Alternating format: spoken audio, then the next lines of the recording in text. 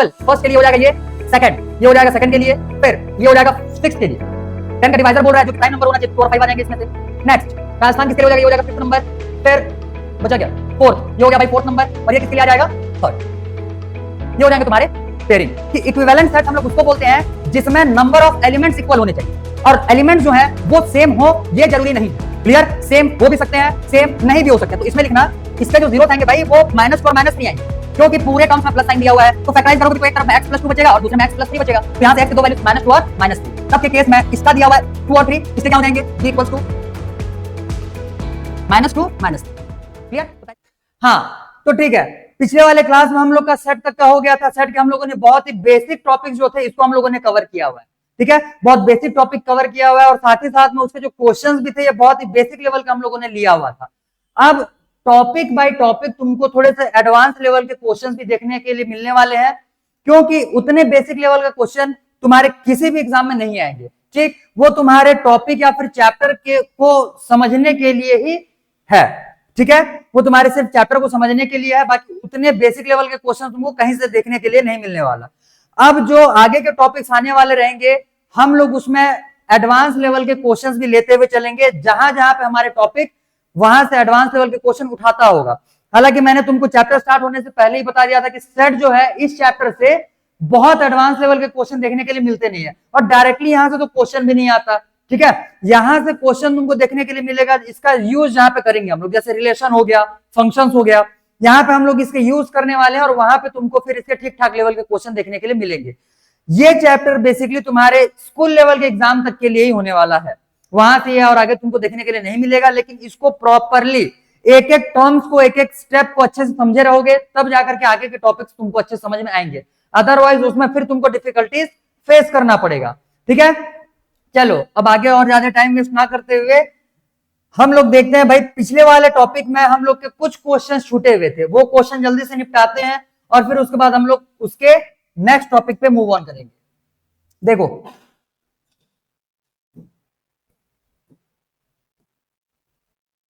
ठीक, तो last class में मैंने तुम लोग को यहां तक का क्वेश्चन करवाया था, जिसमें से फर्स्ट सेकंड क्वेश्चन तो यहीं पे बता दिया गया था, और बाकी क्वेश्चन जो थे इसको तुमको मैंने होमवर्क बोल दिया था। ठीक है, तो बाकी क्वेश्चन तुम्हारे लिए होमवर्क रहेगा। सारे क्वेश्चंस जो तुम्हारे होमवर्क के लिए है, तुम चाहो तो अपने पास जो बुक रहेगा वहां से तो क्वेश्चन प्रैक्टिस करते रहो। सारे क्वेश्चन तुम्हारे पास एक साथ आएंगे जब चैप्टर कंप्लीट हो जाएगा। ठीक है, एक साथ अपलोड किए जाएंगे, तो एक साथ तुमको सारे के सारे क्वेश्चंस एक जगह पे मिल जाएंगे। अदरवाइज सारे के सारे क्वेश्चंस फैल जाएंगे और फिर तुमको ही उसको प्रॉब्लम फेस करना पड़ेगा। आगे देखो, यहां तक का क्वेश्चन होने के बाद नेक्स्ट क्वेश्चन जो था ये हम लोग का ये था। ठीक है, तो इस क्वेश्चन में भी बहुत ज्यादा कुछ नया है नहीं। इसमें क्या बोल रहा है, list all the elements of the following sets. तो भाई इसमें जो सेट दिया हुआ है ये सेट बिल्डर के फॉर्म में दिया हुआ है, तुमको उसके एलिमेंट्स लिखने हैं। एलिमेंट्स लिखना है बोलने का मतलब उसको या तो रोस्टर फॉर्म में लिख लो, या फिर अलग से एलिमेंट्स को सेपरेटली बाहर में लिख लो कि ये उसके एलिमेंट्स होने वाले हैं। पहले वाले क्वेश्चन में, जैसे ये क्वेश्चन भी भाई ओरली सॉल्व होने वाला है, बहुत ज्यादा कुछ डिफिकल्टी लेवल इस पे है नहीं। पहले वाले क्वेश्चन में बोल रहा है कि a is equals to x such that x square is less than or equals to 10। x square का वैल्यू लेस देन और इक्वल टू 10 होना चाहिए। ठीक है, और x बिलोंग्स टू z, मतलब इंटीजर नंबर को बोल रहा है यहाँ पे। तो भाई इंटीजर्स को बोल रहा है, तो इसमें तुम्हारे दिमाग में आना चाहिए कि इंटीजर्स में पॉजिटिव नंबर्स भी आते हैं और साथ ही साथ नेगेटिव नंबर्स भी आते हैं। गलती से भी इसमें सिर्फ तुमने 0, 1, 2 और 3 लिख करके छोड़ा, हाँ तो भाई वो पूरा गलत हो जाएगा। ठीक है, तो इसके आंसर जैसे लिखने की कोशिश करोगे,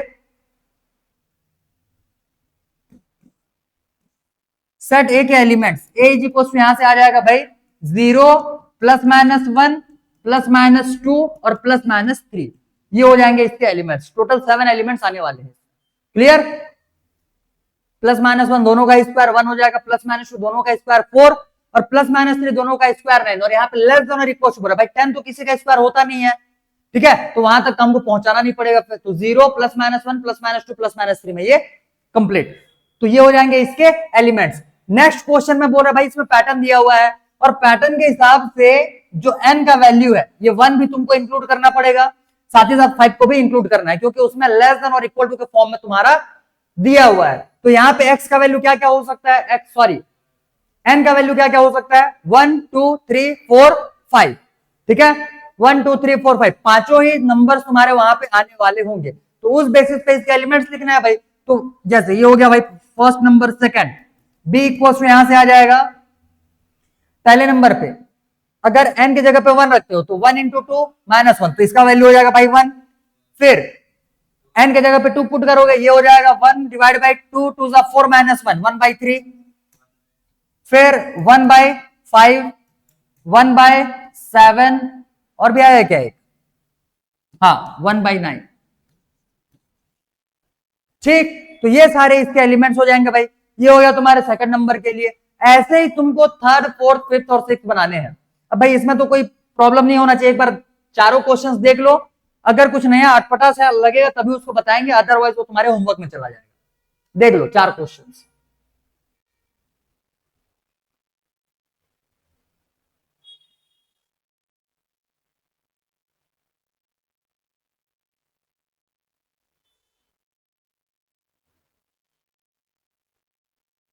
ठीक है, हो गया होगा, बहुत इजी लेवल के है। इंटीजर बोल रहा है तो इसमें जो टर्म आने वाला, इसमें इसको और इसको इंक्लूड नहीं करोगे, इन दोनों को इंक्लूड किए बिना तुमको उसको बताना है। तो इसमें नंबर कौन कौन से आ जाएंगे, 0, 1/2, 3, 2/2, 3/2, 4/2, ऐसे करते हुए 8/2 तक जाएगा भाई। 9/2 को भी तुमको उसमें इंक्लूड नहीं करना। Clear? Next, x x X is a vowel in the word. ठीक है भाई, इसमें जितने वॉवेल्स रहेंगे उसको तुमको लिखना है, कॉन्सोनेंट सारे छोड़ देना।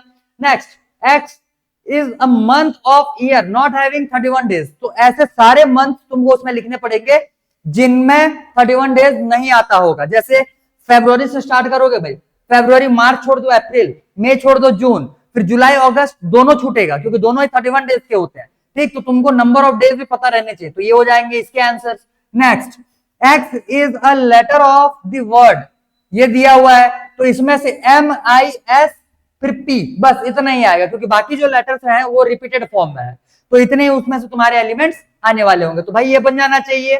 ठीक है, चलो अब यहां से नेक्स्ट क्वेश्चन की तरफ मूव ऑन करें। ठीक, ये क्वेश्चन जो है ये मैच द फॉलोइंग का है। ठीक है, यहां पे हालांकि बहुत ही बेसिक लेवल का दिया हुआ है, अगर एग्जाम में चाहे तो स्कूल वाले इसको बहुत ही घुमा फिरा करके दे सकते हैं। तो तुमको किसी भी गिवन सेट का दोनों ही फॉर्म पता होना चाहिए, तब जाकर के इस टाइप के क्वेश्चन बनेंगे। इधर दिए हुए हैं तुम्हारे सेट के ही रोस्टर फॉर्म, और इस साइड में तुम्हारे उसी सेट का दिया हुआ है सेट बिल्डर फॉर्म। अब भाई मैच करना है तो बहुत ही इजी लेवल का APLE दिख रहा है, तो सीधी सी बात है वो एप्पल को रिप्रेजेंट करने वाला होगा। यहाँ पे जो तुमको एलिमेंट्स दिख रहे हैं, यहां से तुम्हारा राजस्थान वर्ड बनने वाला है, तो दो तो यहीं पे तुम्हारा आ गया। अब भाई इस हिसाब से बहुत ही इजी लेवल को पहले सॉल्व कर दो। जैसे नेक्स्ट, ये दिया हुआ fifth number, X square -25 is equal to 0। ठीक, तो x इज इक्वल टू √5, √5 बोलने का मतलब +-5 आ जाएगा वो। नेक्स्ट, 0 0 दिया हुआ है यहाँ पे, सोचो भाई इसमें से कौन सा नंबर होगा, फर्स्ट। 0 0 0 किसके लिए है,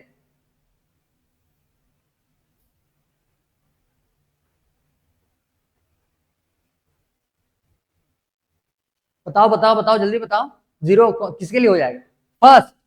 फर्स्ट क्या बोल रहा है, x सच दैट x + 5 = 5, तो जाहिर सी बात है x = 0 लेंगे वहां पे। तो यहां पे अगर हम लोग पेयरिंग करने की कोशिश करेंगे, एप्पल फर्स्ट के लिए हो जाएगा ये, सेकंड ये हो जाएगा सेकंड के लिए, फिर ये हो जाएगा सिक्स के लिए। 10 का डिवाइजर बोल रहा है जो कि प्राइम नंबर होना चाहिए, तो 2 और 5 आ जाएंगे इसमें से। नेक्स्ट, राजस्थान किसके लिए हो जाएगा, ये हो जाएगा फिफ्थ नंबर। फिर बचा क्या, फोर्थ, ये हो गया भाई फोर्थ नंबर, और ये किसके लिए आ जाएगा, थर्ड। ये हो जाएंगे तुम्हारे पेयरिंग, बन जाएगा ये। ठीक है, चलो अब एनसीईआरटी देखो, मैंने तुमको पहले ही बोला था कि सिमिलर टाइप के क्वेश्चंस जब दिखेंगे तो मैं तुमको उसका एडवांस क्वेश्चन करवाऊंगा। एनसीईआरटी में भी तुम्हारा सेम टाइप का क्वेश्चन दिया हुआ है। ठीक, एनसीईआरटी में भी सेम टाइप का क्वेश्चन दिया हुआ है, मे भी उसमें ये सारा ना होकर के दूसरा कुछ दिया हुआ है। इसमें तुम्हारे ज्यादा टर्म्स दिए हुए थे तो मैंने ये क्वेश्चन तुम्हारे लिए लाया हुआ था। चलो भाई नेक्स्ट।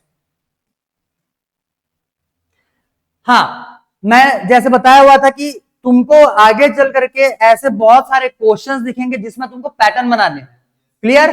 तो यहां पे जो गिवन एलिमेंट्स है भाई, सभी ऑनलाइन में भी सभी जितने भी हो, एक बार इसके पैटर्न्स खुद से लिखो, फिर मैं जब यहां पे लिखूंगा तो मैच करना, ठीक है? पैटर्न लिखना,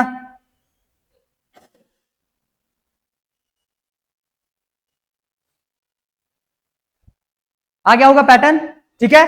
तो ठीक है भाई, इसका पैटर्न जो बनने वाला रहेगा ये हो जाएगा, ठीक, n divide by n square plus 1, ये हो जाएगा इसका पैटर्न। अब इसी पैटर्न को तुमको सेट बिल्डर फॉर्म में जमा करके बताना है, ठीक है?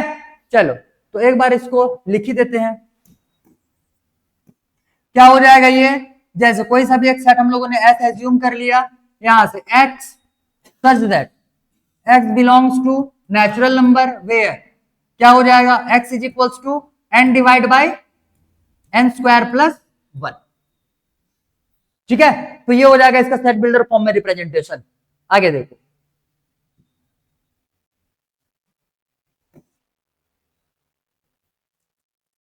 ठीक है? अब यहां से जो है ये हम लोग को थोड़ा सा और टॉपिक एक बार कवर करना पड़ेगा। नेक्स्ट हेडिंग लगाओ आज के लिए, जो तुम्हारा टॉपिक होने वाला है वो टाइप्स ऑफ सेल्फ सेट्स, ठीक? चलो भाई,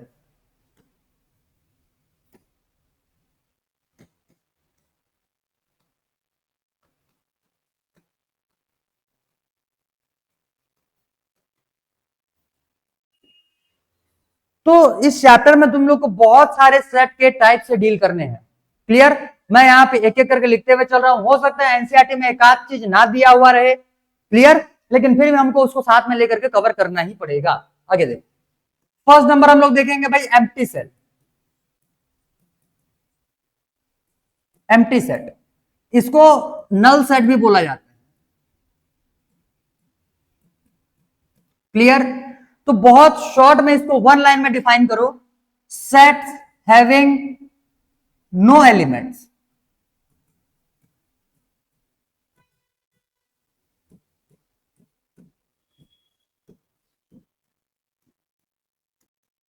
सेट्स हैविंग नो एलिमेंट्स, जैसे लास्ट क्लास में हम लोगों ने एक क्वेश्चन भी इसके रिगार्डिंग देखा हुआ था।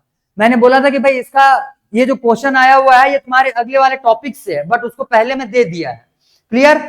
हम लोगों ने क्वेश्चन क्या देखा हुआ था, x such that x belongs to z where x is greater than x,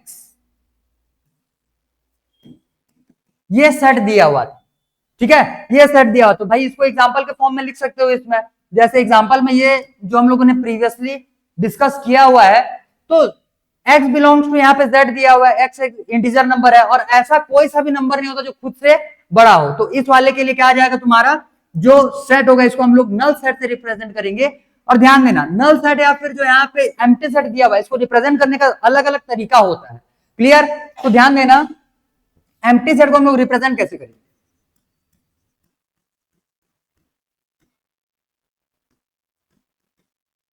इसको बेसिकली तुमको दो टाइप से इसका रिप्रेजेंटेशन देखना है।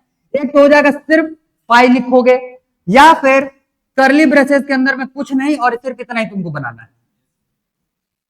गलती से भी फाइव को ब्रेसेस के अंदर में ना लिख देना, क्योंकि अगर इसको अगर ब्रैकेट के अंदर में लिखते हो तब के केस में भाई वो एक एलिमेंट बन जाएगा, और फाइव अपने आप में एक नल सेट को दिखाता है, तो ये जो है ये सेट दिखा रहा है, सेट, और ये जो है ये भी पूरे सेट को ही रिप्रेजेंट कर रहा है, बट इनसाइड में कोई एलिमेंट ना होने की वजह से ये एलिमेंट के फॉर्म में तुमको सेट को रिप्रेजेंट कर रहा है, और ये स्पेसिफिक सिंबल के फॉर्म में तुमको सेट को रिप्रेजेंट कर रहा होगा, क्लियर है? क्योंकि नल सेट को लेकर के बहुत ज्यादा कंफ्यूजन होता है, अभी आएंगे क्वेश्चंस तो तुमको पता चलेगा भाई कि इसमें कंफ्यूजन कैसे क्रिएट होता है, ठीक है? तो ये दोनों आइडेंटिफाई करके रखे रहना भाई, या तो फाइव से रिप्रेजेंट करोगे या फिर ब्रेसेस से, क्लियर? ठीक है? अब जैसे एग्जांपल में हम लोगों ने ये लिख लिया, इसका कोई सा भी एक एलिमेंट एग्जिस्ट नहीं करेगा, तब के केस में ये क्या हो जाएगा, एक नल सेट हो जाएगा या एम्प्टी सेट हो जाएगा। Next,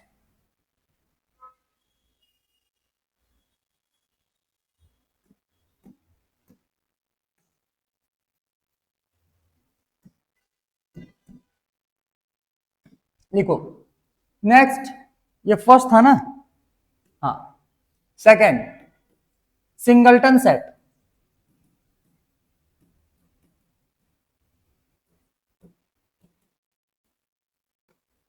sets having only one element, ऐसे सेट्स जिसमें सिर्फ और सिर्फ एक ही एलिमेंट आता है उसको हम लोग सिंगलटन सेट बोलते हैं। एग्जांपल के लिए अगर बोला जाए,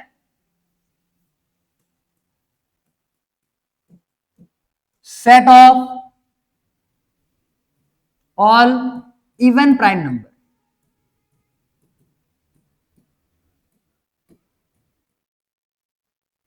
क्लियर। तो पूरे नंबर सिस्टम में भाई इकलौता 2 ऐसा है जो प्राइम भी है और इवन भी है, उसके अलावा और कोई सा भी प्राइम नंबर इवन नहीं होता। बोलने का मतलब इवन नंबर कोई सा और प्राइम नहीं होता है। तो इसके लिए ये एग्जांपल हो गया, तो इसमें क्या आ जाएगा, a इज इक्वल्स टू 2, बस ये हो जाएगा भाई सिंगलटन सेट। ये ऐसा सेट है जिसमें सिर्फ और सिर्फ एक ही एलिमेंट इंक्लूड हुआ है, इसके अलावा कोई भी एलिमेंट तुमको पूरे नंबर सिस्टम में नहीं देखने के लिए मिलने वाला। तो ये आ जाएगा तुम्हारा सेकंड नंबर का सिंगलटन सेट। थर्ड नंबर लगाना इस पे finite set.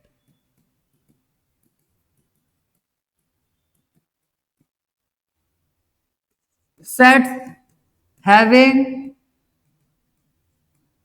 Finite number of elements,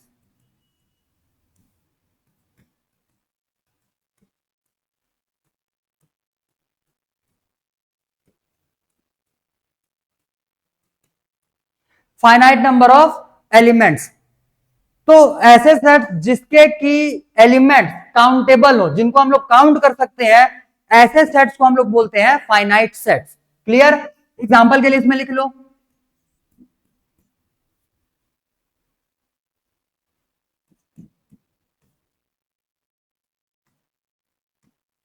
vowels of English alphabet.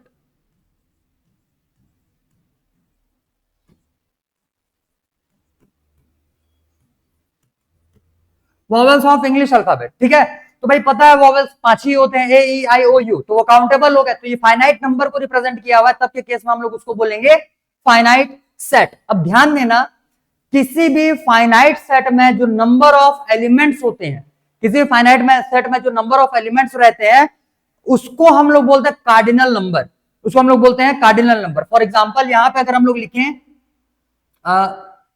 ये जैसे सेट बनेगा a is equals to A E I O U, clear. तो इस सेट का जो कार्डिनल नंबर हो जाएगा, ये हो जाएगा 5, क्योंकि यहां पे 5 एलिमेंट्स दिए हुए हैं। तो एक और इसी में लिख लेना कार्डिनल नंबर,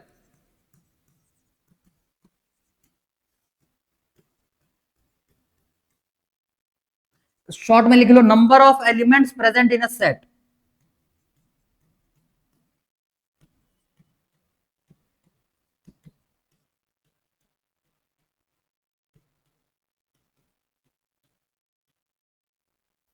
इसी के लिए अगर लिखोगे एग्जाम्पल, इसी के लिए अगर लिखोगे if A is equals to A E I O U, than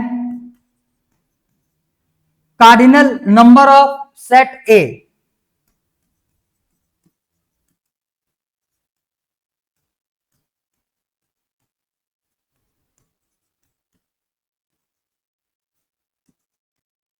equals to, इसको कैसे रिप्रेजेंट किया जाता है वो भी तुम्हारे लिए इंपॉर्टेंट है, N of set A.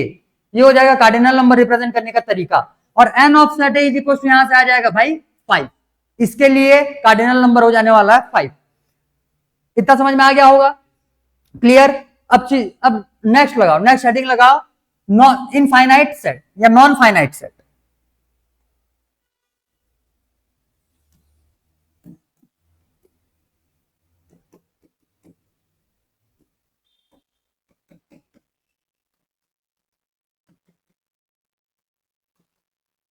Non finite set, अब जाहिर सी बात है भाई, फाइनाइट सेट अगर फाइनाइट नंबर्स को रिप्रेजेंट कर रहा होगा या फाइनाइट एलिमेंट्स अगर उसके पास होंगे, तो नॉन फाइनाइट सेट में इनफाइनाइट नंबर्स होंगे, सीधी सी बात है। तो इसमें सीधा लिखना सेट्स हैविंग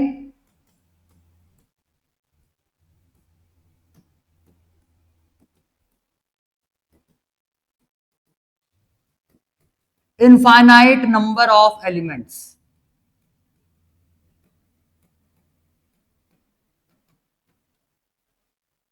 एग्जाम्पल में इसमें लिख लेंगे set of all natural numbers,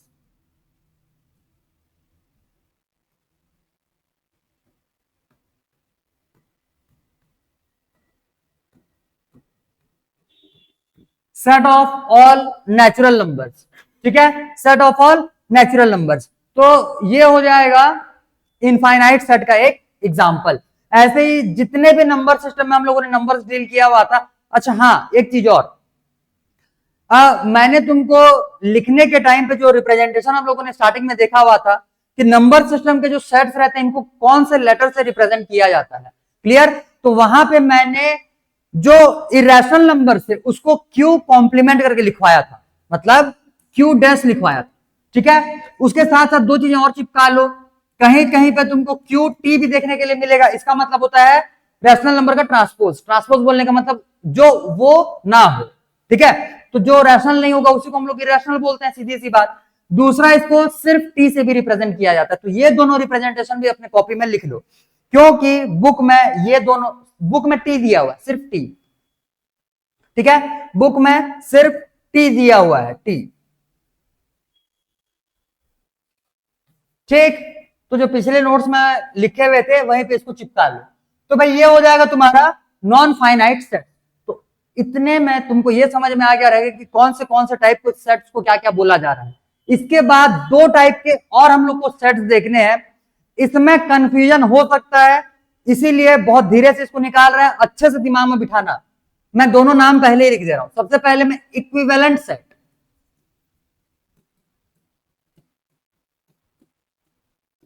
और एक हो जाएगा इसमें से इक्वल सेट्स,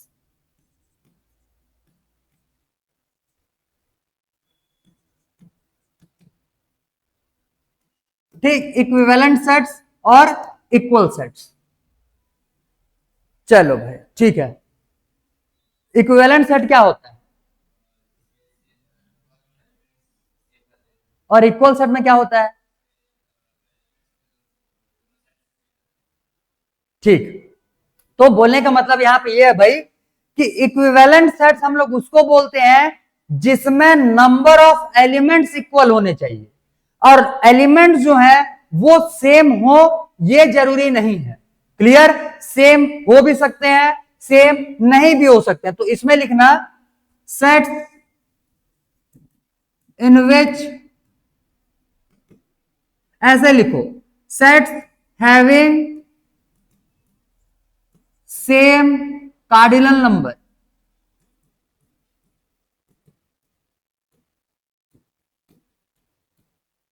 ऐसे सेट्स जिनका कार्डिनल नंबर सेम हो उसको हम लोग बोलेंगे इक्विवेलेंट सेट। एग्जांपल के लिए मान लो कोई सेट ए है, ठीक, set A is equal to 1 2 3 लिए, और यही हम लोगों ने सेट बी ले लिया, इसमें मान लो ए बी सी है। भले ही जो एलिमेंट्स है वो डिफरेंट है, बट इन दोनों को हम लोग बोलेंगे equivalent set,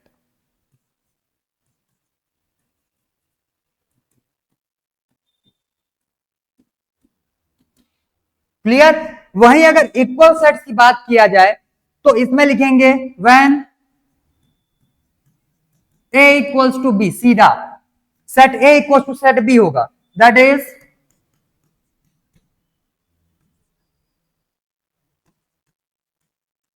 number of elements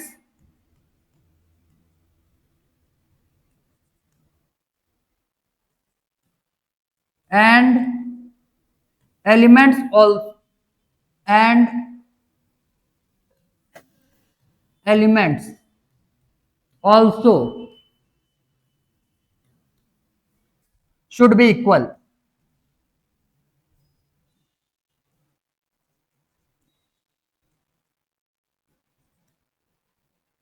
Number of elements and element also should be equal. एक तो नंबर ऑफ एलिमेंट्स भी इक्वल होना चाहिए, साथ ही साथ में एलिमेंट्स भी इक्वल होना चाहिए। एग्जांपल के लिए ए इक्वल्स टू, मान लो हम लोगों ने ले लिया 1 2, एक काम करते हैं,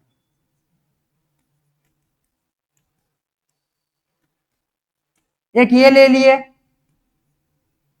बी इक्वल्स टू यहां पे हम लोगों ने ले लिया ए पी एल ई, और सी इक्वल टू हम लोगों ने यहां पे ले लिया 1 2 3 और 4। ठीक है, क्लियर। अब भाई मेरे को बताओ, ए बी सी तीन सेट्स है, इसमें से कौन कौन से सेट जो है वो इक्वल सेट्स होंगे और कौन कौन से सेट जो है वो इक्विवेलेंट सेट्स होंगे?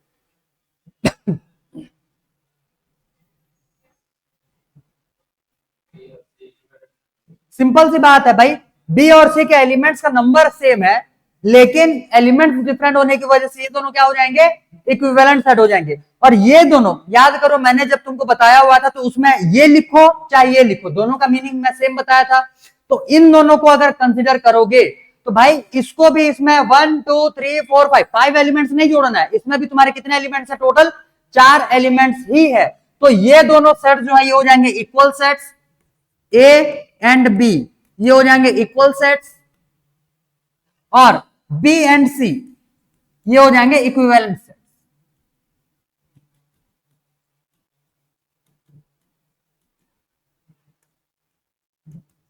ठीक, तो ये हो जाएंगे भाई तुम्हारे इक्वल सेट्स और इक्विवेलेंट सेट्स को लेकर के प्रॉपर डेफिनेशन और साथ ही साथ में उसके एग्जांपल्स।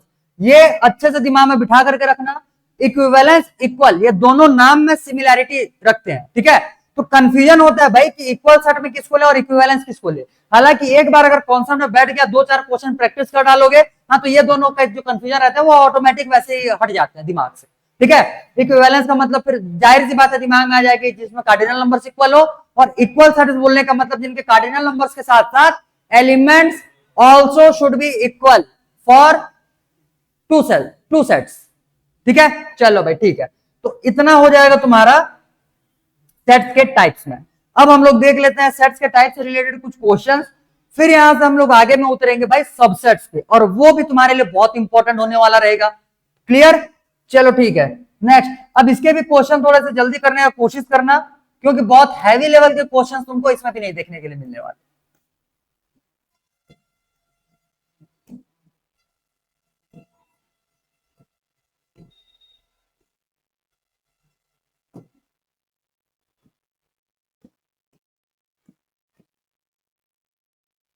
ठीक, देखो ये तो खैर ओरल सॉल्व करने वाले क्वेश्चंस हैं। एग्जांपल दिया हुआ है कि भाई कौन सा सेट जो है वो एम्प्टी सेट है बोल रहा है। पहले नंबर पे बोल रहा है the set of all natural number divisible by 5, divisible by 5। तो ऐसे नेचुरल नंबर जो 5 से डिविजिबल हो जाते तो नंबर होते हैं, 5 हो जाएगा, फिर उसके बाद 10 हो जाएगा, 15 हो जाएगा, बहुत सारे नंबर्स भरे पड़े हैं। डिविजिबल बाय 5 बोल रहा है, तो 5 से डिविजिबल होने वाले सारे के सारे, अच्छा इवन नेचुरल नंबर्स बोल रहा है, तो इवन नेचुरल नंबर्स में 10 आ जाएगा, 20 आ जाएगा, 30 40 50 ये सारे के सारे क्या है? इवन नंबर्स है। और नेचुरल नंबर में आ जाएंगे तो भाई इसके एलिमेंट्स प्रेजेंट है, तो ये एक एम्प्टी सेट नहीं होगा, एम्प्टी सेट नहीं होगा। Set of all even prime numbers, तो इसमें भी आते हैं, इवन प्राइम नंबर में क्या आ जाएगा? 2, इवन प्राइम नंबर एक 2 होता है, अभी अभी बताए थे, तो भाई इसमें भी सेट है, तो ये भी क्या हो जाएगा? एक नॉन एम्प्टी सेट हो जाएगा। Clear, next, X such that X square minus 2 is equal to 0, X is rational,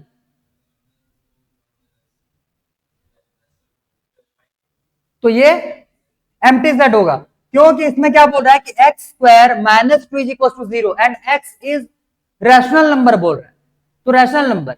अच्छा, एक्स की जगह पे हम लोग क्या रैशनल नंबर लेंगे, तो 2 माइनस 2 0, एक्स का value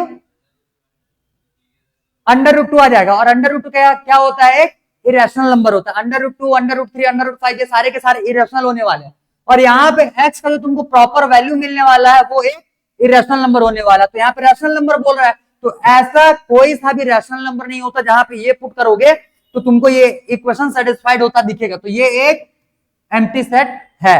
next, x is a natural number where x is less than 8 and simultaneously x is greater than 12, तो भाई ये भी इम्पॉसिबल केस है, ऐसा कोई सा भी नंबर नहीं होगा जो 8 से छोटा हो और 12 से बड़ा हो। भाई उनके बीच में अगर कोई नंबर दिया हुआ रहता तो वो सेट में इंक्लूड हो जाता, बट यहाँ पे है ही नहीं कोई एलिमेंट, तो ये क्या हो जाएगा? एक एम्प्टी सेट।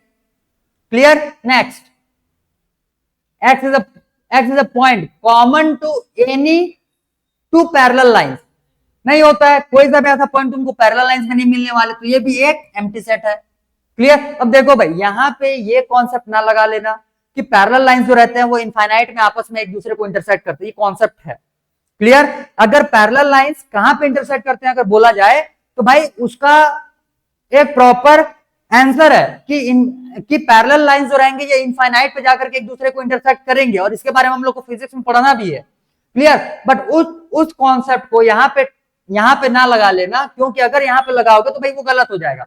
मैथ के हिसाब से पैरेलल लाइंस कभी इंटरसेक्ट नहीं करते, फिजिक्स के हिसाब से पैरेलल लाइंस इंटरसेक्ट करेंगे, वो भी इनफाइनाइट पे। क्लियर? चलो, तो यहां पे तुम्हारे 3 हो जाएंगे एम्प्टी सेट्स और 2 हो जाएंगे non empty sets. Next, which of the following sets are finite and which are infinite? बहुत ही इजी क्वेश्चन, देख लो जिसमें से तुम्हारे नंबर ऑफ एलिमेंट्स जो है ये फाइनाइट अगर दिख रहे होंगे तब के केस में ये फाइनाइट सेट बन जाएगा जिसके एलिमेंट्स काउंटेबल होंगे। भाई सीधी सी बात है। पहले नंबर पे क्या लिख रहा है? Set of concentric circle in a plane, infinite, क्योंकि सर्कल जो रहेंगे ये तुम इनफाइनाइट वहां पे ड्रॉ कर सकते हो। प्लेन में अगर किसी भी स्ट्रक्चर को रिप्रेजेंट करने के लिए दिया जाए तो वो तुम्हारे किसी एक प्लेन में find the number of points बोल दिया, वो भी इनफाइनाइट हो जाएगा। Find the number of lines drawn in a plane, ये भी क्या हो जाएगा? इनफाइनाइट हो जाएगा। Find the number of lines drawn through a point, एक पॉइंट से ड्रॉ होने वाले सारे नंबर्स को सारे लाइंस के नंबर को बताना है, तो एक पॉइंट से infinite number of lines pass होते हैं भाई, सीधी सी बात। क्लियर? तो एक प्लेन में कोई सा भी ड्राइंग अगर देता है तो मोस्टली केस में ये तुम्हारा इनफाइनाइट सेट्स होता है। क्लियर? ठीक है, नेक्स्ट, तो ये क्या हो जाएगा? ये infinite. Next, set of letters of English alphabets, finite. Next, x belongs to n, natural number को बिलोंग किया हुआ है और x इज लेस देन 5 बोल रहा है, x इज ग्रेटर देन 5 बोल रहा है, x इज ग्रेटर देन 5 बोल रहा है, तो भाई ये नॉन फाइनाइट हो जाएगा, इनफाइनाइट हो जाएगा, क्योंकि 5 से ग्रेटर देन अगर नंबर हम लोग लेंगे तो वो इनफाइनाइट तक जा सकता है। ठीक है, तो यहां पे ये क्या हो जाएगा? नॉन फाइनाइट या infinite. Next, x belongs to n, x belongs to n such that x is less than 200, तो ये क्या हो जाएगा? एक फाइनाइट सेट हो जाएगा। ध्यान देना, अगर यहीं पे क्वेश्चन में लिखता है कि x belongs to z such that x is less than 200, तब के केस में ये इनफाइनाइट बन जाएगा, क्योंकि भाई इंटीजर दे दिया तो वो नेगेटिव साइड में भी जाएगा, और 200 से छोटे तुम्हारे नेगेटिव डायरेक्शन में भी इनफाइनाइट नंबर आते हैं। तो ये क्वेश्चंस में कौन से सेट को लिया हुआ है ये तुम्हारे दिमाग में रहना चाहिए। ऑनलाइन वाले जितने हो भाई, क्वेश्चंस हम लोग बहुत ही स्पीड में निकाल रहे हैं, तो कहीं पे भी अगर थोड़ा मोड़ा डाउट आता है तुरंत उसको चैट पे पूछा करो, अगर नहीं पूछोगे तो आगे में तुमको ये प्रॉब्लम फेस करना पड़ेगा। हम लोग इतने बेसिक क्वेश्चंस प्रैक्टिस इसीलिए कर रहे हैं ताकि आगे में हमको किसी भी टाइप का प्रॉब्लम फेस ना करना पड़े। मुझे भी पता है तुम में से मैक्सिमम लोगों को ये सारे क्वेश्चंस ऐसे हलवा पूरी टाइप का लग रहा होगा। चलो, x belongs to z, same question आ गया जो वहां पे दिया था, यहाँ पे x इज लेस देन 5 बोल रहा, तो ये भी क्या हो जाएगा? एक इनफाइनाइट।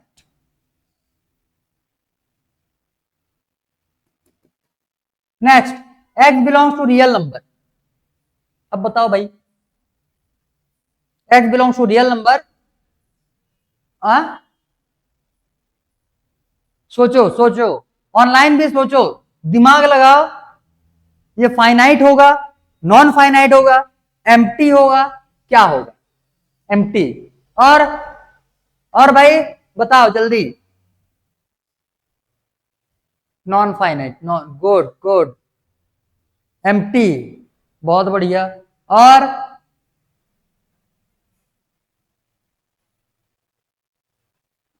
एम्प्टी।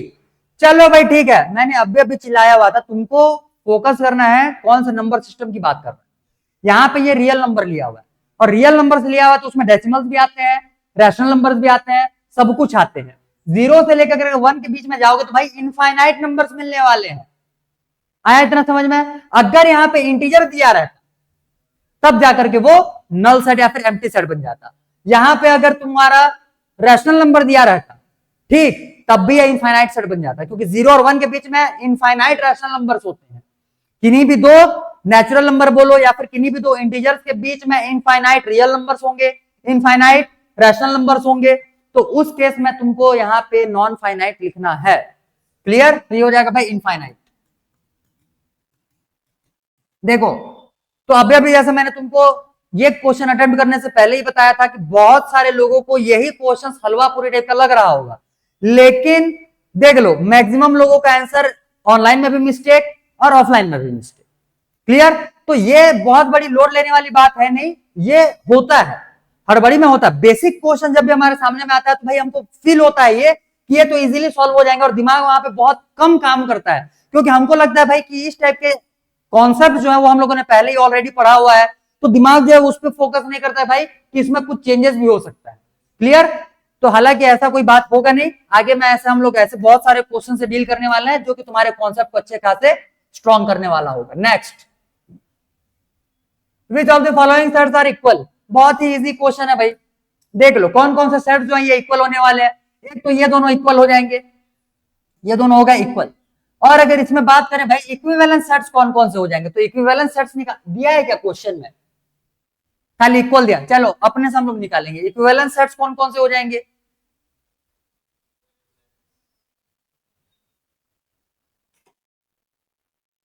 देखो ऐसे क्वेश्चन जब भी आएगा थोड़ा सा, हाँ कौन कौन से,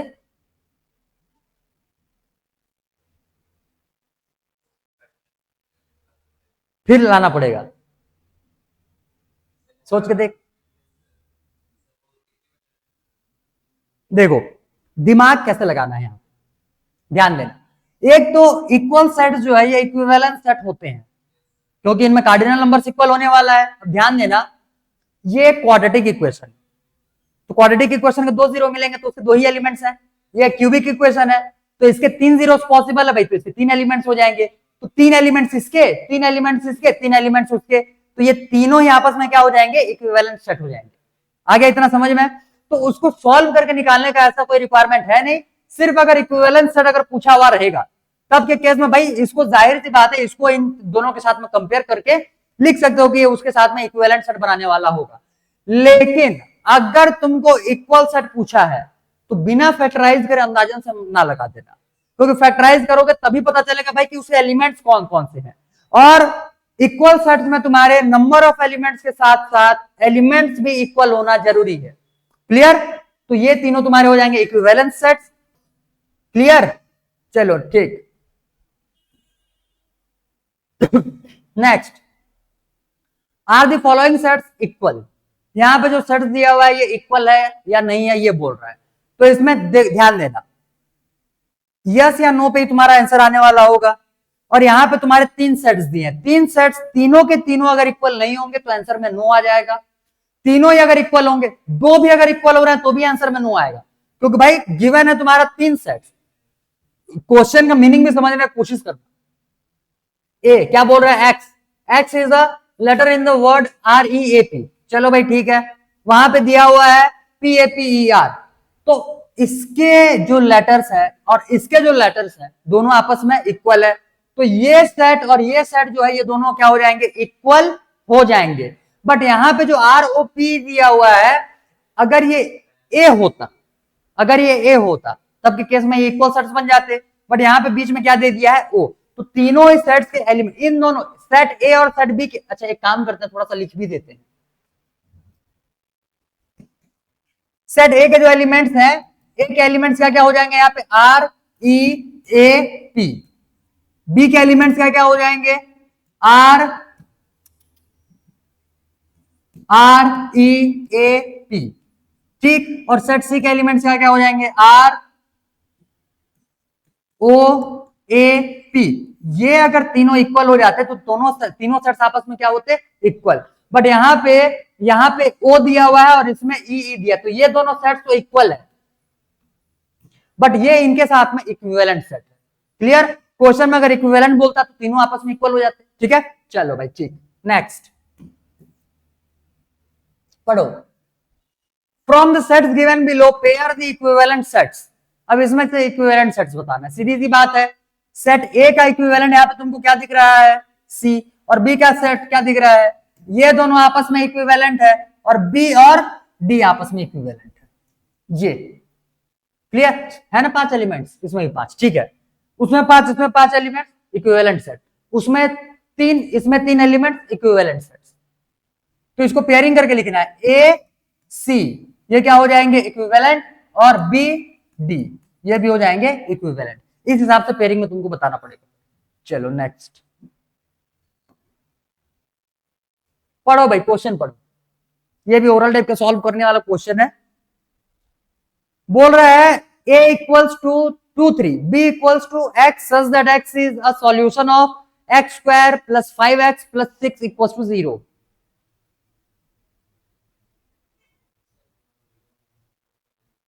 फर्स्ट भी इक्वल है और सेकंड भी इक्वल है। चलो चलो चलो जल्दी।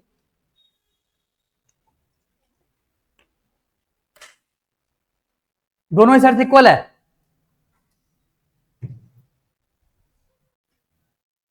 नहीं आया?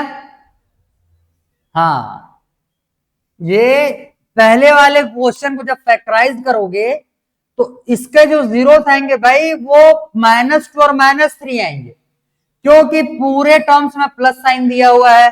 तो फैक्टराइज करोगे भी तो एक तरफ में x प्लस 2 बचेगा और दूसरे में x प्लस 3 बचेगा। तो यहां से x के दो वैल्यूज -2 और -3। तब के केस में इसका दिया हुआ है 2 और 3, इसके क्या हो जाएंगे? b equals to -2 -। क्लियर? तो पहले वाले क्वेश्चन के जो सेट्स है वो इक्वल सेट्स नहीं है और दूसरे के दोनों इक्वल सेट्स हैं। क्लियर? क्योंकि यहां पे भी WOLF, WO एक L और एक F। क्लियर? तो ये दोनों इक्वल सेट्स हो जाएंगे। इस हिसाब से पहले वाले क्वेश्चन नो, ये इक्वल सेट्स नहीं है और ये इक्वल सेट्स हैं। आ गया होगा इतना समझ में? ठीक है, क्लियर? चलो भाई नेक्स्ट। अब इतने सारे को नोट डाउन नहीं करवा रहे हैं।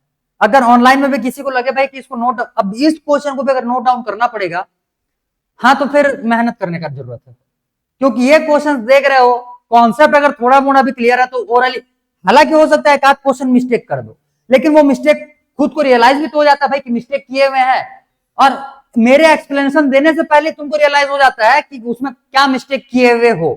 क्लियर है? तो इतना भी अगर समझ में आ जा रहा है तो कॉन्सेप्ट ठीक ठाक है। और फिर भी अगर किसी को नोट्स लिखना है, हाँ तो स्पीड हो रहा होगा तो मैं पहले ही बता दूं, अब से जहां पे भी तुमको नोट्स लिखने का रहेगा, टाइमिंग को साथ साथ बाजू में लिखते हुए चलना। जैसे अभी टाइम हो रहा है तुम्हारा 43 मिनट्स का, ठीक है? तो 43 मिनट्स अपने कॉपी के बाजू में लिख लिया करो, ताकि उसी टाइम पे वीडियो जब रिकॉर्डेड फॉर्म में देखो, डायरेक्ट उसी टाइम पे जाओ, जो भी नोट्स रहेगा उसको अपने कॉपी पे नोट डाउन कर लो। ठीक है? हालांकि अभी ये बेसिक कंप्लीट होने के बाद तुमको नोट्स करने के लिए प्रॉपर टाइम दिया जाएगा।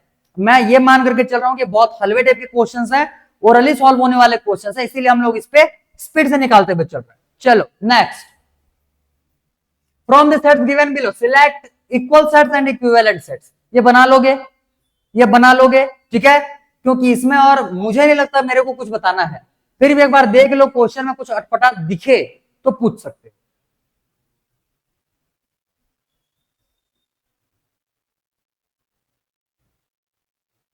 सारे सेट से फेमिलियर हो, मतलब पता है ना भाई कि सेट क्या चीज रिप्रेजेंट किया हुआ है, तो अब इक्वल और इक्विवेलेंट सेट इसमें से निकाल लेना, ये हो जाएगा तुम्हारा होमवर्क का question. Next, which of the following sets are equal,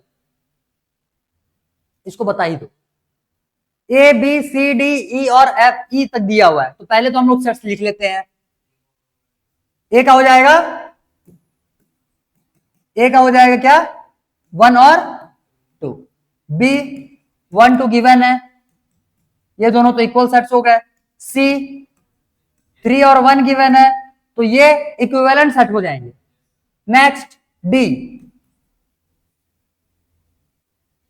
x is odd और x इज लेस देन 5 बोल रहा है, तो d क्या हो जाएगा? नेचुरल नंबर ऑड, तो 1 3 यही आएगा बस। तो ये दोनों भी क्या हो जाएंगे? इक्वल सेट्स हो जाएंगे भाई, उसमें भी 1 और 3 है, इसमें भी 1 और 3 है, e 1 और 2 ही आएगा, तो ये a और b के साथ में इक्वल सेट हो जाएगा। नेक्स्ट, f 1 और 3 आया, तो भाई ये और ये तीनों क्या है, इक्वल सेट्स, और ये तीनों क्या हो जाएंगे, इक्वल सेट्स। ठीक है, चलो, और बाकी सारे ही इक्विवेलेंट सेट्स हैं क्योंकि सभी में दो दो एलिमेंट्स ही है प्रेजेंट।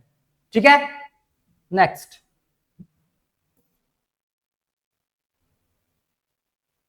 चलो भाई, अब इसके बाद हम लोग को सबसेट्स पे उतरना है। तो अब जो है ये तुम्हारा एक नया कॉन्सेप्ट आएगा, इसको ध्यान से समझते हुए चलो। मे बी आज थ्योरी कंप्लीट हो, कल इसके क्वेश्चंस करेंगे और नेक्स्ट टॉपिक पे उतरेंगे फिर। चलो, हेडिंग लगाओ सबसेट।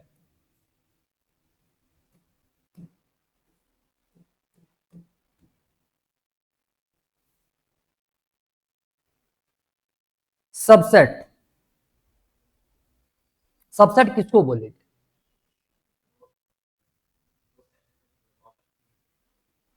ऐसे मान लेते हैं कोई से दो सेट्स हैं ए और बी, ठीक है, उसमें से किसी भी एक सेट को दूसरे का सबसेट तब बोला जाएगा जब उसके सारे एलिमेंट्स दूसरे वाले सेट में हो। क्लियर, लिखो इसमें, let A and B are two non empty set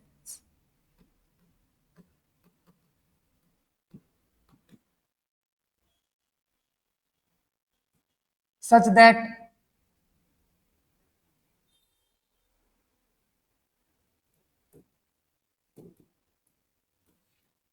all elements of A contained in set B या included in set B,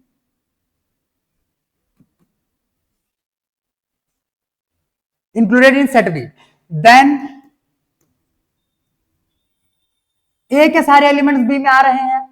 clear, then A is called subset of B and B is called, B को क्या बोलेंगे, B को क्या बोला जाएगा, B को set A का क्या बोला जाएगा? नहीं, B is called superset of B.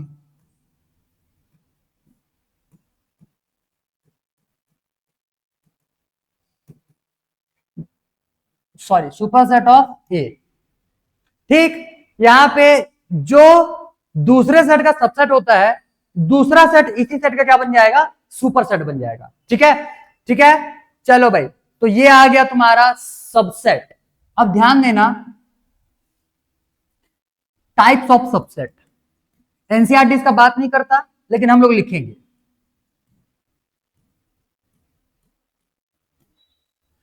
Types of subset, एक होता है इसमें से तुम्हारा प्रॉपर सबसेट। क्लियर, और एक हो जाएगा भाई यहां से इम्प्रॉपर सबसेट।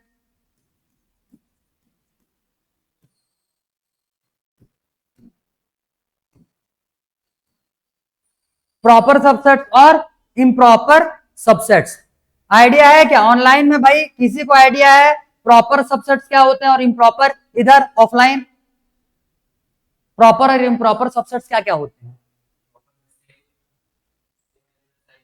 और इम्प्रॉपर में कुछ नहीं। देखो, प्रॉपर सेट्स और सबसेट्स और इम्प्रॉपर सबसेट्स की अगर बात करें, ध्यान देना, जैसे मान लो मैंने यहां पे लिखा हुआ है एक सेट ए, सॉरी, मान लो set A is equals to 1 2 3 4, ये हो जाएंगे भाई। क्लियर, अब मान लो मैंने एक सेट बी लिया, यहां पे मैं लिखूंगा 1 2 3 4। क्लियर, उसके बाद एक सेट सी लिए, इसमें ले लिए 1 3, बस। ठीक है, ध्यान देना, सबसेट तो दो टाइप से डील करने वाले हैं हम लोग। प्रॉपर सबसेट हम लोग उसको बोलते हैं जिसमें कि सारे एलिमेंट्स ना आए, जिसमें कि सारे एलिमेंट्स ना आए, कुछ एलिमेंट्स छूटने चाहिए। जैसे ए अगर हम लोग सेट मानते हैं तो सी इसका एक सबसेट होगा, सी इसका एक सबसेट होगा क्योंकि सी के जो एलिमेंट्स है ये ए में है। तो इस केस में ध्यान देना, सी के में जो एलिमेंट्स लिखे हुए हैं ये सारे के सारे एलिमेंट्स ए के नहीं है। क्लियर? तब के केस में हम लोग सी को ए का प्रॉपर सबसेट बोलेंगे। वहीं बी भी जो है ये भी ए का एक सबसेट हो जाएगा, क्योंकि अभी थ्योरम में भी देखेंगे और पहले भी तुम पढ़ चुके रहोगे कि every set is the subset of itself. सारे सेट्स खुद के ही सबसेट्स होते हैं। तो भाई बी भी यहां पे ए का एक सबसेट हो जाएगा। तो बी में जो है वो ए के सारे एलिमेंट्स इंक्लूडेड है। तो ये जो सबसेट आया हुआ है इसको हम लोग बोलेंगे इम्प्रॉपर सबसेट्स। तो इस वाले एग्जांपल से लिख लेंगे कि C is proper subset of A और B is improper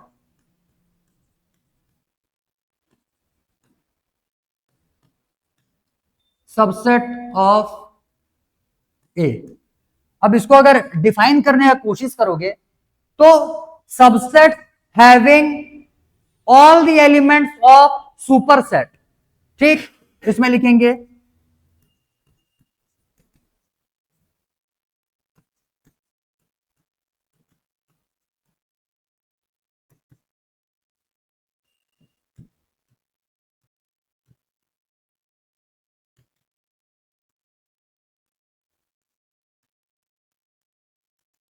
subsets having all the elements of superset are called improper subsets। और improper subsets को हम लोग रिप्रेजेंट करते हैं इस टाइप, ये तो हो जाएगा भाई सबसेट का साइन, और साथ ही साथ में नीचे में जैसे लेस देन इक्वल टू लगाते हैं वैसे इसमें साइन लगा दिया जाता है। ध्यान देना एनसीईआरटी इस साइन का यूज नहीं किया है। एनसीईआरटी में तुमको बस सिर्फ सबसेट का ही दिखेगा और वही हमारे लिए दोनों का मीनिंग निकालने वाला रहेगा, ठीक है। बट थोड़े से अगर ऊपर लेवल के बुक्स देखोगे, जैसे आर.डी. शर्मा का ही बुक ले लोगे तो इसमें दोनों को क्लासिफाई किया हुआ और उनसे रिलेटेड क्वेश्चन भी दिया हुआ है, प्रॉपरली उसमें मेंशन किया हुआ है कि right the all proper sets of the given set. अभी देखेंगे क्वेश्चन भी। तो भाई प्रॉपर सेट्स अगर बोल दिया तो एक अगर प्रॉपर सेट्स लिखना रहा, तुमको प्रॉपर सबसेट अगर लिखना रहा, तब के केस में ए का सबसेट में बी नहीं लिख पाओगे। क्लियर? ए के प्रॉपर सबसेट में सिर्फ और सिर्फ आएगा सी। क्लियर? अब यहां पे मैंने इसको ही लिखा हुआ है कि सारे के सारे एलिमेंट्स होने चाहिए। इस बेसिस पे इसको समझ जाओगे आप, समझ, इसको तो लिखने का रिक्वायरमेंट नहीं होना चाहिए। अगर हो भी तो इसी को कॉपी मार दो भाई, subsets having not all the elements of supersets. Clear? ठीक है, तो ये हो जाएगा तुम्हारा दोनों को। अब देखो इम्प्रॉपर सबसेट कैसे रिप्रेजेंट किया जाता है, इस टाइप से, और प्रॉपर सबसेट को कैसे रिप्रेजेंट किया जाएगा, सिर्फ इस टाइप से। क्लियर? ये हो जाएंगे इनके रिप्रेजेंटेशंस।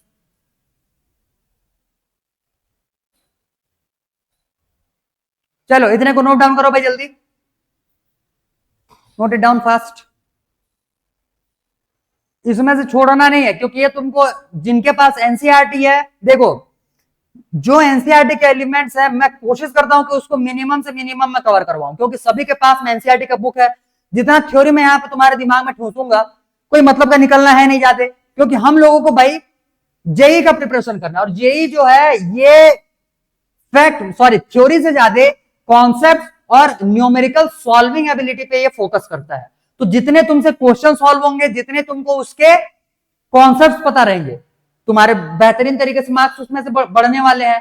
ठीक वही अगर नीट की बात करोगे तो वो थ्योरीज पे और कॉन्सेप्ट पे ज्यादा फोकस करता है। न्यूमेरिकल्स उसमें बहुत कम आ जाते हैं भाई, फिजिक्स केमिस्ट्री की बात कर रहे हैं, अब नीट में मैथ्स थोड़ी आएगा। ठीक है, लिखो भाई लिखो, जल्दी लिखो, होते जाए बताते चलो। इसके बाद एक आध दो सेट्स और डील करेंगे। अच्छा done done, good, very good. तो ये हो गया तुम्हारा सबसेट। अब सबसेट से रिलेटेड तुम्हारे दो तीन थ्योरम्स होते हैं, हम लोग उसको थ्योरम के हिसाब से नहीं, हम लोग उसको पॉइंट के हिसाब से देखेंगे। तो नेक्स्ट हेडिंग लगाओ भाई। हेडिंग क्या लगाओगे, इसी के नीचे में लिखो, मैं नेक्स्ट पेज में लिख रहा हूं।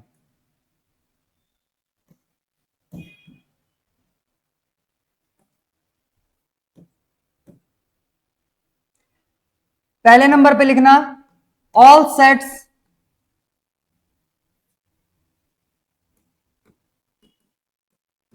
Are subset of itself.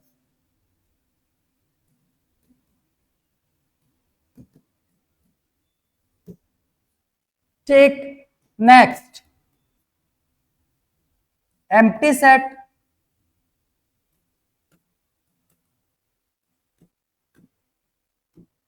is subset of all the sets.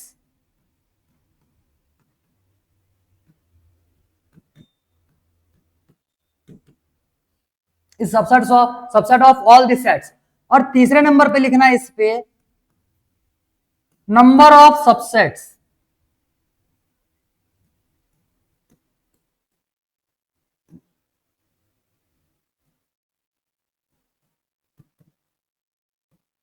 of a set is given by 2 to the power n, ठीक, where n is equals to cardinal number।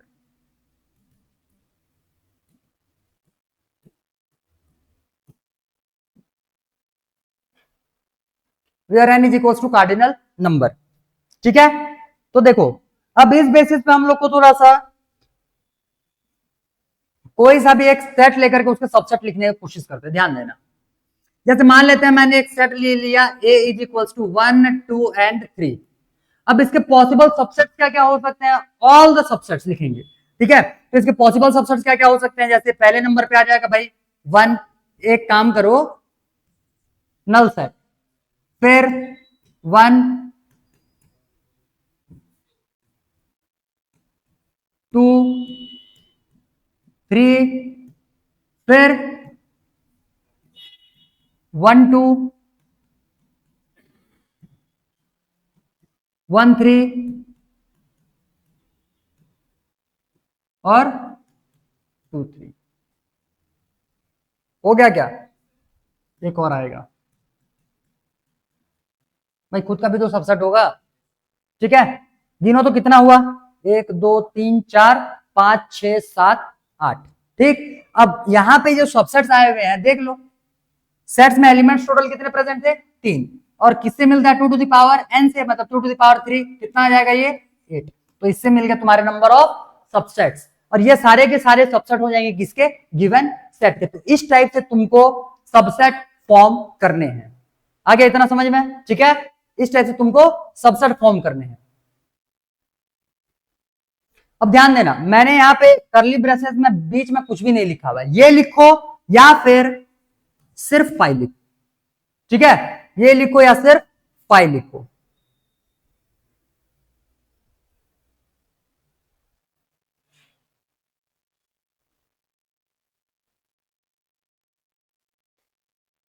हो गया, हो गया। चलो एक टॉपिक और निपटाते हैं, फिर आज का क्लास एंड करेंगे और इनसे रिलेटेड क्वेश्चन जो है वो कल सॉल्व करेंगे। हालांकि एक दो टॉपिक्स और बचेंगे, उसके बाद ही क्वेश्चन पे उतर सकते हैं। चलो एक और हेडिंग लगा लो भाई,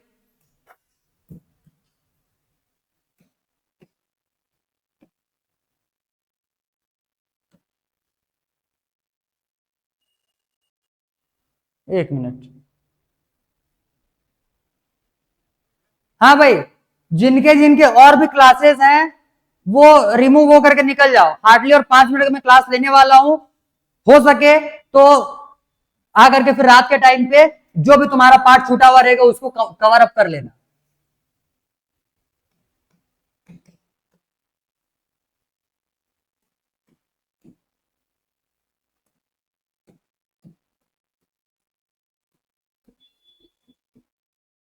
रियल नंबर्स, अब भाई रियल नंबर्स में हम लोगों ने बहुत सारे टाइप्स के रियल नंबर देखा हुआ है। कौन कौन से रियल नंबर्स हम लोगों ने देखा हुआ था, यहाँ पे नेचुरल नंबर हो गया, होल नंबर्स हो गया, इंटीजर्स हो गया, रैशनल नंबर्स हो गया, इरेशनल्स हो जाएंगे, और इन सभी को कंबाइनली हम लोग क्या बोलते हैं, रियल नंबर्स।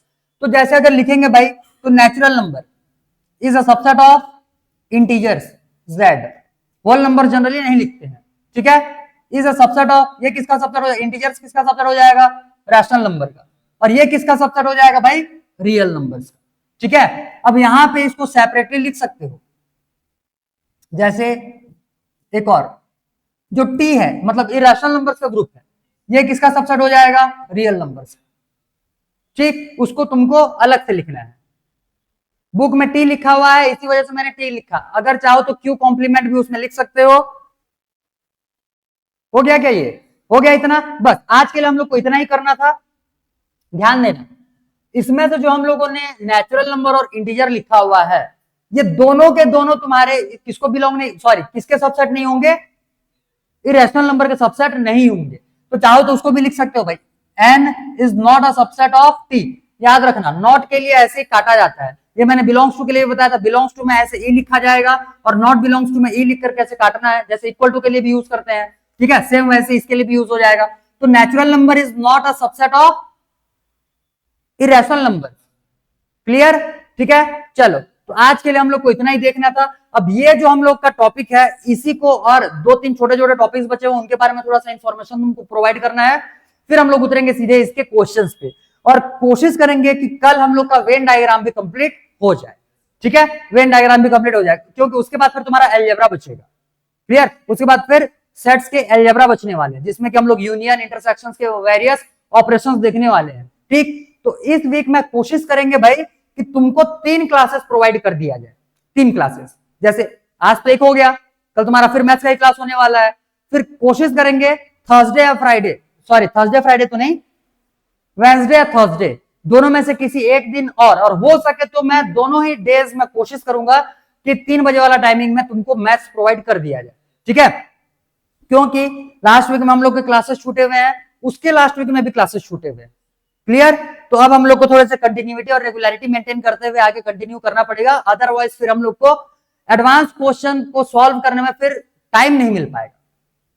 ठीक है, चलो भाई, तो आज के लिए इतना ही था।